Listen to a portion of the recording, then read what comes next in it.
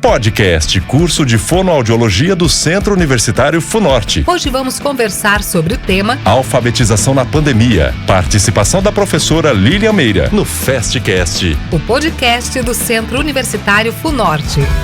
Muito bem, pessoal, mais um Fastcast agora chegando para você. Eu sou o Fred Silva e hoje nós vamos começar com a professora do curso de fonoaudiologia, Lilian. Ô, professora Lilian, como a fonoaudiologia tem a ver com aprendizado, com educação, com alfabetização? Bem, a fonoaudiologia a gente tem um vasto campo, né? E uma das áreas da fonoaudiologia envolvida com a alfabetização é a linguagem escrita e a fonoaudiologia educacional.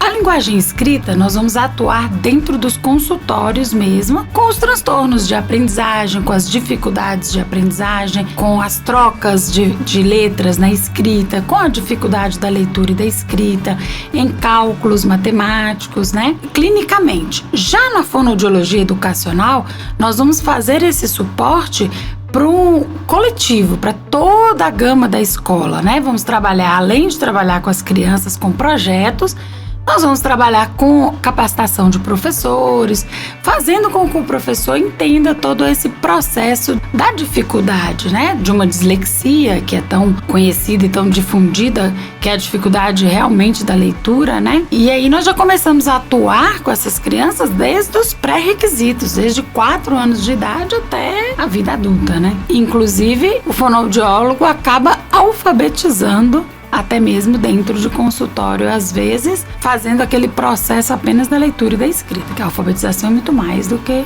só isso, né? Excelente, professora Lilian. E como tem funcionado o processo de alfabetização hoje, professora?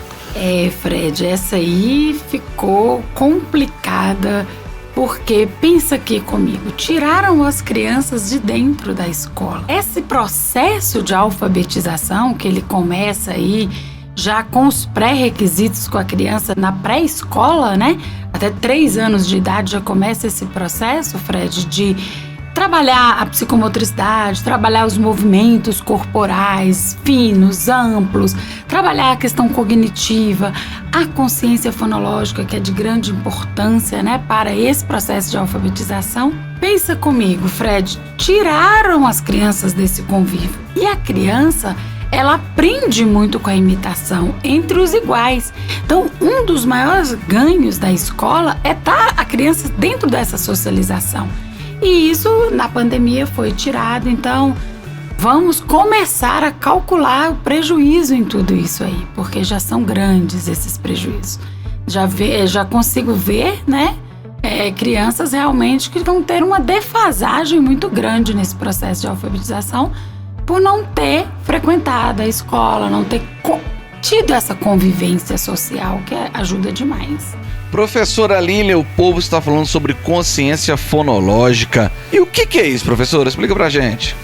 Consciência fonológica, Fred, é uma habilidade importantíssima para o desenvolvimento da aprendizagem, que é como essas crianças manipulam esses sons da fala. Auditivamente, como ele escuta. Por exemplo, você vai falar pato.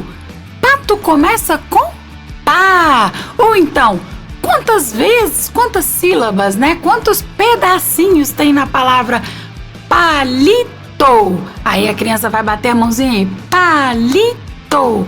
Então, a consciência fonológica, ela é essa condição que a criança tem de manipular essas palavras de diversas maneiras. Foneticamente, pelos sons das palavras, pelas sílabas, né? Uma muito famosa é a rima. Então, quando você fala o que combina com coração, é o pão, o João, são as finalizações iguais das palavras, né?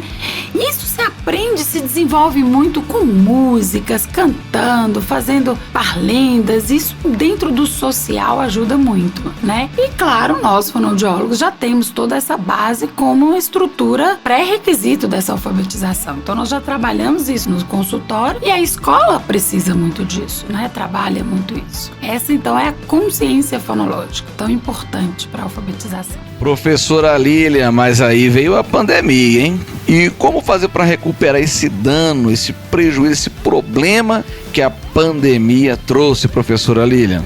Como fazer aí um paralelo entre a pandemia e como resolver esse problema, professora? Sim, já estamos pensando nisso. Já vamos ter que montar projetos de estimulação. Vamos ter que favorecer esses pré-requisitos, esses aspectos cognitivos, né? Essa própria consciência fonológica, tudo isso nós vamos ter que favorecer de uma maneira mais eficaz agora com a criança. Vamos ter que fazer, como diz, um reforço, né? Vamos ter que trabalhar mais isso aí, porque vai haver uma lacuna. Vai haver, eles ficaram parados, né? Muitos ali até, mesmo tendo online, funciona muito, mas para criança, Fred, para criança a defasagem é maior. O online, né, funcionou muito bem, dentro da própria universidade funciona muito bem, mas para criança ele precisa do convívio social. Um dos preditores ali é essa sociabilização, e isso não teve, então vamos ter que correr atrás de muita coisa aí para poder equilibrar esse processo que ficou defasado, com certeza. Professora Lilian, e dentro desse contexto, existem mitos e verdades sobre a alfabetização?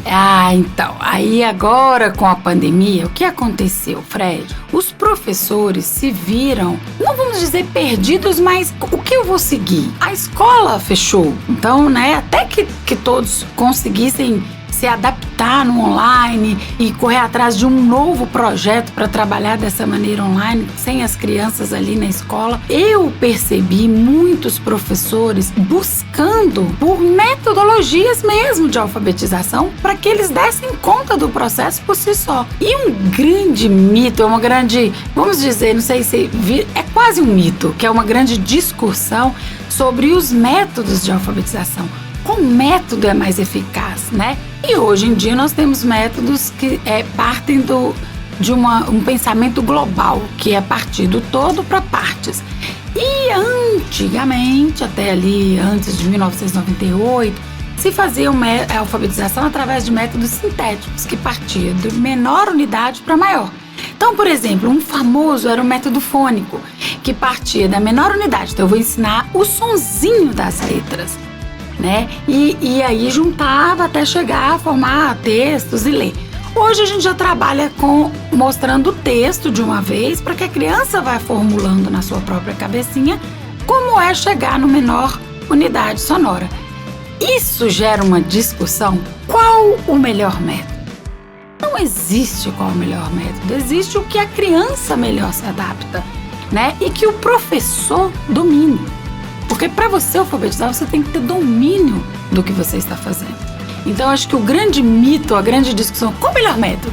E com a pandemia, a procura por métodos foi uma coisa assim, fora do comum, né? Porque eles tiveram que se adaptar a um meio que já não tinha mais ali um programa todo certinho, né? Então, acho que o maior mito é esse. Qual o melhor método de alfabetização? Super interessante, professora Lilian. Professora, então, a fonoaudiologia, ela pode influenciar positivamente no fluir dessa consciência fonológica da criança e também na alfabetização dela, não é isso, professora? Totalmente. Quando você pensa em 3 áreas de psicomotricidade, que é o trabalho corporal, que é o trabalho motor para o desenvolvimento da leitura escrita. Quando você pensa nos aspectos cognitivos, né, a percepção auditiva, visual, a discriminação, a própria audição, que tem que estar preparada para que a criança possa formular essa consciência fonológica, e a própria grafia, a escrita, né? Cada dia mais diminuída, né? Porque hoje pouco se escreve. Então tem todos esses pré-requisitos mesmo da alfabetização, é de grande importância, e o fonoaudiólogo domina essas áreas.